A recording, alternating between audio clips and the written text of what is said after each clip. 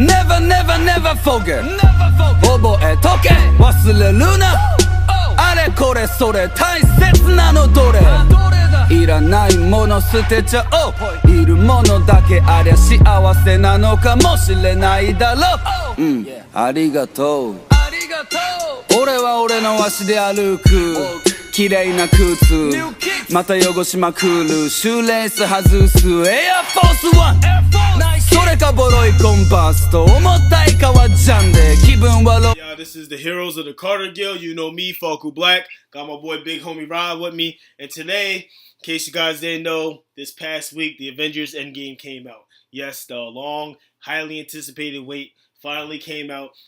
Like, let's talk about, even in, like, when the tickets first came out, it was even hard for people to try to find a movie theater to go to. Like me, when I went by myself, there was one seat left. I said, you know what? I gotta get that seat because I ain't gonna be able to wait till Sunday when all these spoilers come out on social media. So I need to watch that jump today. I need to watch it as soon as it came out. And I went, and I know you went too as well. So I'm letting you guys know, if you have not watched the Avengers Endgame, this is spoiler. Do not, and I repeat, do not watch this video. If you watch this video, I don't want you going online talking about Falco Black and Big Homie Rod spoiling the movie for me. I told you, don't watch this. Did I not? Did I not? You told him, my God. 15 minutes into the movie, the President Thanos is actually gone because they got rid of him. He got rid of all the Infinity Stones because anybody that use them now is only going to use it for their selfish gain, such as his damn selfish gain. Then from there, Thor took his damn head off, and then we're now moved into 5 years. 5 years later, we find out that what's going on, half of the world is suffering. Ain't no sports teams, ain't a lot of shit going on. People are just going through it. The movie basically transitioned with Scott Lang finally coming out of the quantum realm, and then that's when he's letting them know, all right, look, I got a theory that we can go back in time and fix this, what's going on. They try to gather all the Avengers back 5 years from now. You know, you got a Hulk that's actually mastered having the brains and the brawn. You got a fat-ass Thor that just love playing Fortnite and shit and drinking.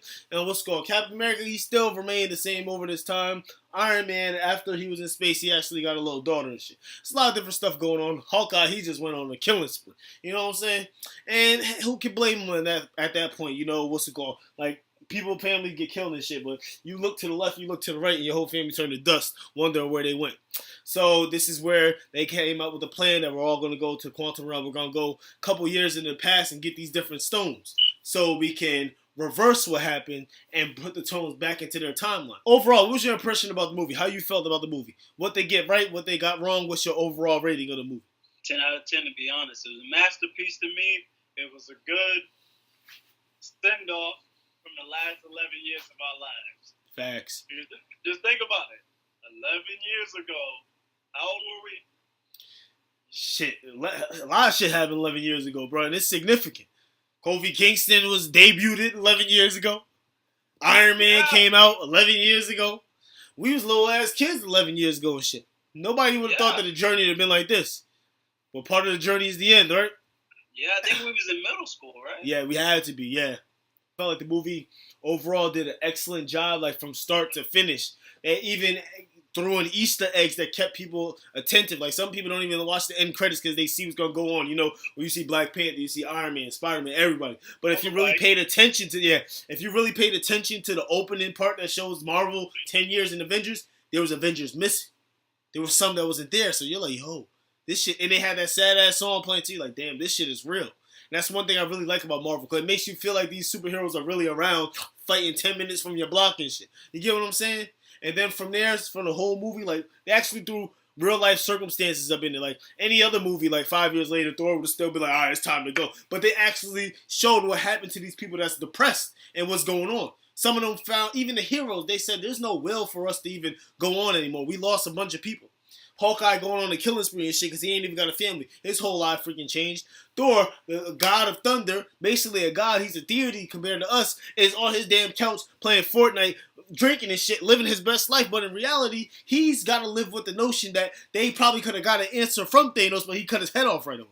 So now they can't fix anything. So that's the thing that he has to live with. And they give us the reality of this shit is going on. They're real life people just like us. They go through certain things too that cause them to get into certain shit that they don't want to get into. You get what I'm saying? And I felt like overall, up until the end, that this movie was excellent. You know, the last war, especially when Doctor Strange created all the portals when they came back. And who was the first Avenger that came out after it was like Tony Stark, Iron Man. Who was the first Avenger that came out from the little thing? T'Challa! Once he popped out, bro, I know all the Black Panther fans was wilding. He popped out, he said, everybody else, Spider-Man, bro, everybody was coming out the cut, bro.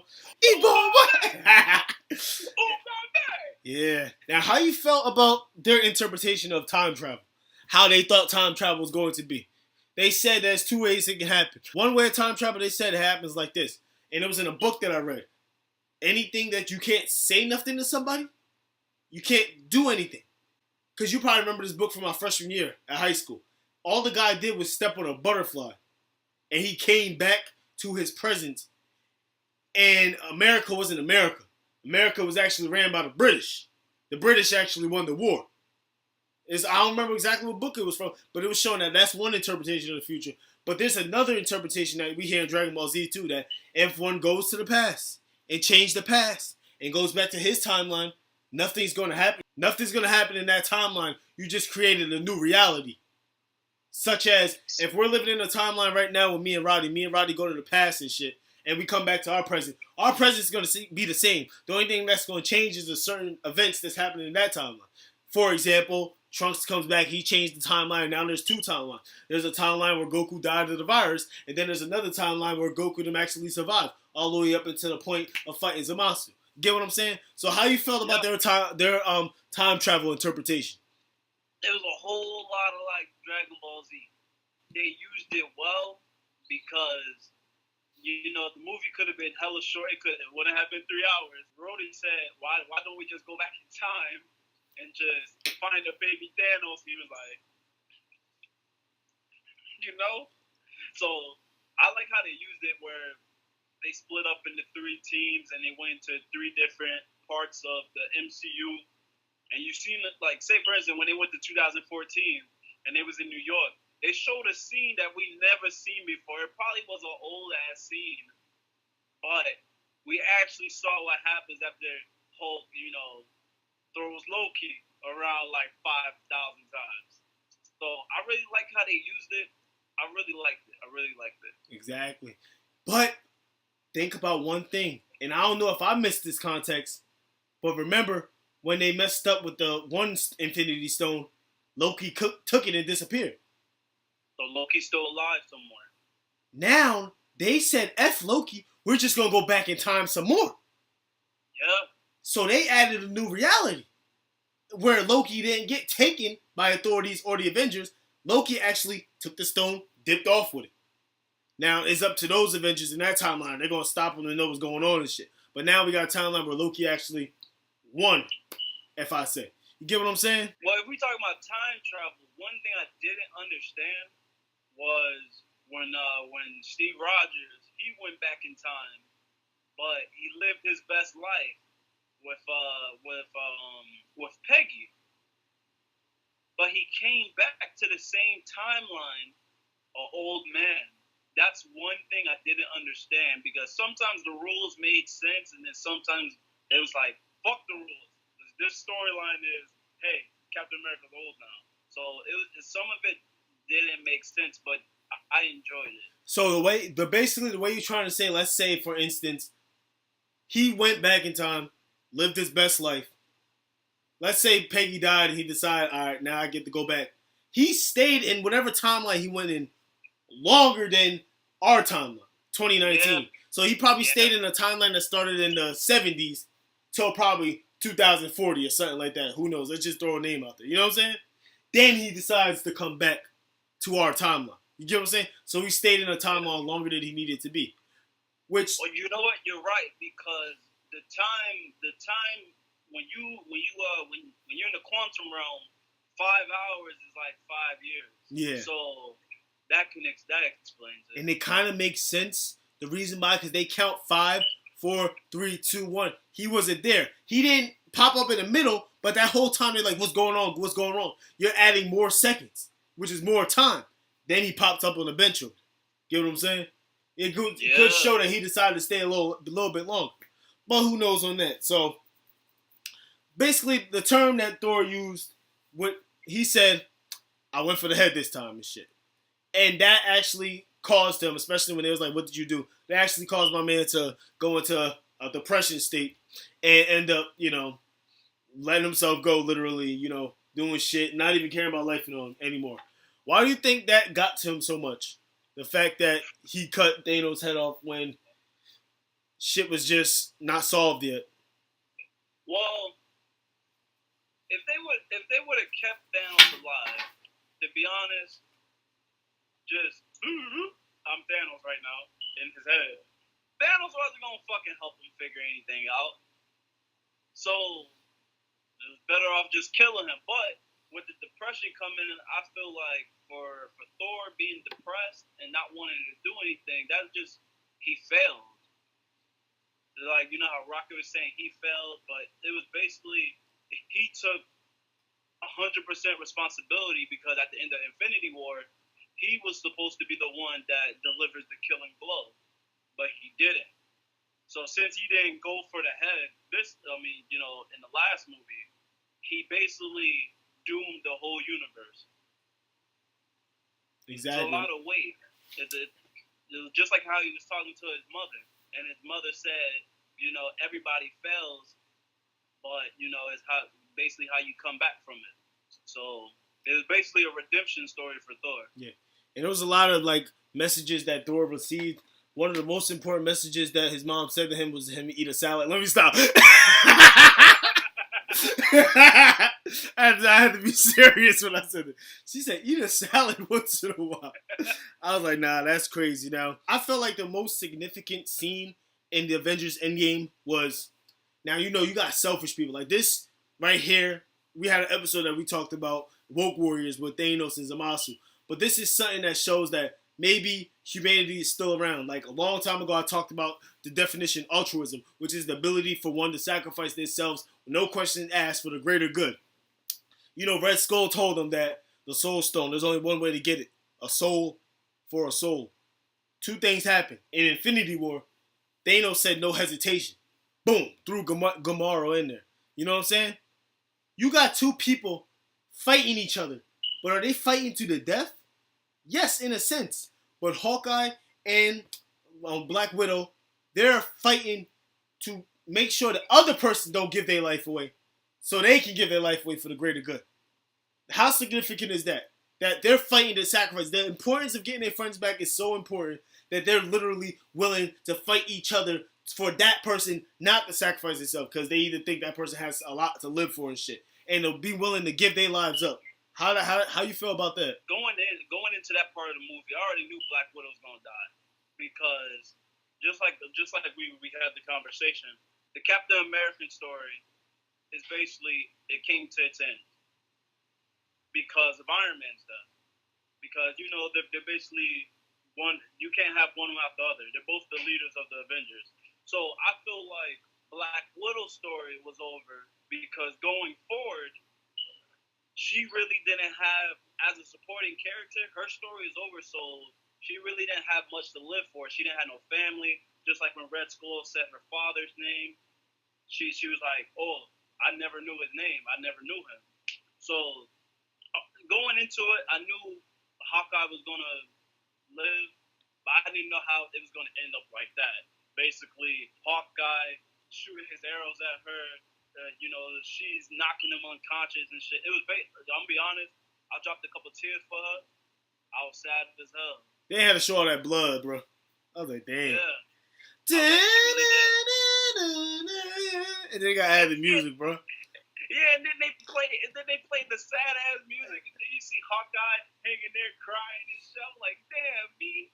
That shit was crazy, bro. Like that, bro. That was an iconic ass scene. That actually, if a lot of people look at that scene not just for the scene, but like a motivational message, it shows honestly where we can go as a human race, that we start giving up, not focusing on me first, but you first, as in sacrificing yourself, not killing yourself, but basically giving your last for somebody that needs it, in need. You get what I'm saying? And that was a scene right there that showed that. They cared about each other. Exactly. let's talk about the Thanos of the past before we finish here. Nebula's mind, and they seen that there's these people coming back, and they figured out and they found out that Thanos actually won. And then they saw that scene too. When Thanos said, hey, so be it. I die. The dream is alive and all that shit. Now, it was one thing that he said. He said, you guys couldn't live with your own failures, and where that brought you back to. Me. Leading to the big-ass war, bro. Now, how you felt about this? It seems that this was actually the same Thanos. Reason why is because when he saw the future, it was like, I do need the stones to do what I did, but it's practically like, I won. I'm already caught up with what's going on 5 years down the road. You get what I'm saying? Because you know his journey is to get all the Infinity Stones and whatnot. But since he saw that he already won and shit, hey, no need for me to do the journey. I already know what's going to happen now. You get what I'm saying? How you feel about that? When he went back to present time, I just feel like Thanos was like, you know what? They're all gathered together. So let me come in, swoop in, and take them all, and then complete the mission like that again. Exactly. Thanos supposed to win because that whole story of Thanos and poverty, not poverty, but famine and all that, that's basically not comic canon. Because, you know, Thanos, he does it because he wants to prove his love for death. So he wipes out half, but death still isn't satisfied. So he takes out the whole planet. And the only person that kills Thanos is younger Thanos. So makes sense. I don't know how to answer your question. I feel like this is not the end. I know they put a lot of sources out there showing the next set of movies that's going to come out and stuff. Also been doing a lot of research in my stuff too. They say that would they compare Thanos to be the strongest character? No. Is he going to be the last threat? I don't believe so. You know what I'm saying? The way I looked at the new movies from Phase 4, I believe the next threat is going to be Galactus. Because I seen the Silver Surfer movie, and Silver Surfer is tied with Galactus and the Fantastic Four. So we never know. I feel like Galactus is going to be the next big baddie. And not to cut you off, you want to know the best thing was about seeing that Fantastic Four poster, excuse me? Yeah. Marvel Studios. Yeah. You know, Fox done messed up on 3 different movies. Mm-hmm. We need to give it to the MCU, man. MCU is going to make the Fantastic Four great again. You know what we need, bro? Down the line? Avengers versus the X-Men? Oh, hey, we need that. We're going to have to get a new cast because Hugh Jackman like 90 years old right now. But hey, that's my Wolverine. Even though it wasn't a part of Marvel Studios, that's still my Wolverine, bro. Hands down. Yeah, man, because we basically grew up watching him, and he's the only person that actually perfected the character. We gotta accept it, and we're probably the first movie when we finally find out. It's basically like how Jared Leto became Joker. It's just like how Jared Leto became Joker after Heath Ledger. Facts. We're gonna go against it, but it's based on the performance, you know. Facts. But right there, that's all the time we got. Like, this movie, like, shit, I draw tears in my eyes, bro. That shit was just that good, man. Like, if you haven't watched the movie, I don't even know why you watched this shit right here if you haven't watched the movie. I told you in the beginning, don't watch this shit, bro. Charles, we're going to have a little run-on time for this because I got some questions. Yes, sir. How do you feel that Steve basically gave the Captain America the mantle to the Falcon? Because we all thought, because in the comics, in comic canon, Bucky becomes Captain America. How do you feel that the Falcon is turning into Captain America? Because there's a new show, because Disney's making their own Netflix. So how do you feel that he's gonna for now on he'll be Captain America alongside Bucky? How's America gonna feel about that? You know how I feel. How do you go, wait a minute, I gotta say it's Captain America. Get a little close up to his face. Oh, would you save me? And you know why I'm saying that shit. Yeah, he black. But hey, how I feel about it? I mean, I feel pretty good about it. What's the goal? He been around with him for a while. Cinematic universe wise, he been around Captain America for a while and shit. I feel like it's a good stepping stone. It's a transition. it shows it's the end of an era, a passing of a torch. You know what I'm saying? Captain America, he been around, he lived his best life. Now Captain America needs to do what Captain America can do. He can rest now. He can be able to take a break. You've been saving the world for so long, so it's time for you. Pass the torch to somebody else. Don't matter if it's Bucky. Don't matter who he gave it to now. I feel like he gonna do his shit. Overall, I feel like Falcon, he'll take the role well. Hopefully they give him his own damn movie. Because, you know, it's got to be different. It can't be scene from the comics. You get what I'm saying? They're making a new Marvel show. It's going to be the Falcon and Bucky. It's going to be studios? Yes, it's based, like, you know how they made the MCU TV show on Netflix? That's basically going to be the show. It's going to be on the Disney Plus app. Thor becoming part of the Guardians of the Galaxy and turning into the Asgardians of the Galaxy. That's pretty clever right there. Quill gonna be a little mad because, bruh, it ain't about him no more, bruh. Got the little banter between Quill and Thor, and then you got Drax, because you know Batista plays that role so good. It's so funny. It's gonna be a funny ass movie. How do you feel? Basically, the passing of the torch. Iron Man and Captain America basically being the face of the MCU, basically the leaders. How do you feel that torch has been passed to Captain Marvel since she didn't have that many scenes in the movie? The way they made it seem when he called Captain Marvel was like, yo, Captain Marvel gonna save the day. Bitch was getting there for like freaking 10 minutes of the damn movie. But she did make a good point. She said, I have to save the universe. I need to be around there. People need me more than they need you. Because it's happening all over. She didn't have that many scenes because none of the rest of the actors didn't really like her. So that's why she didn't have that many scenes. And it's sad too. But she did come back with the Brooklyn thing. But the only thing that could hurt her is the Power Stone, because when he headbutted her, she was like, flying.